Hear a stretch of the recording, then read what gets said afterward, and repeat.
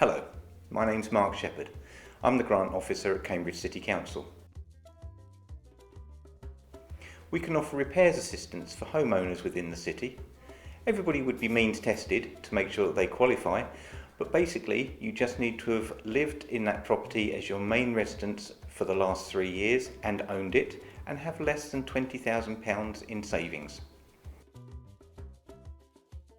There are many reasons why we can offer repair assistance, mostly to bring the house up to a decent home standard, but this could include work such as re-roofing, boiler replacement or new kitchen.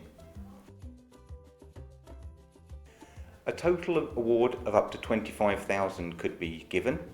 The first £5,000 would be as a grant, which would be secured on your property for 12 years. Anything above £5,000 would be a loan, and this would be secured on your property until disposal of that property. There is no interest charged on the award, so the amount you borrow at the beginning would be the amount that you repay at the end. If you are interested in applying for an award, the first port of call would be the Home Improvement Agency.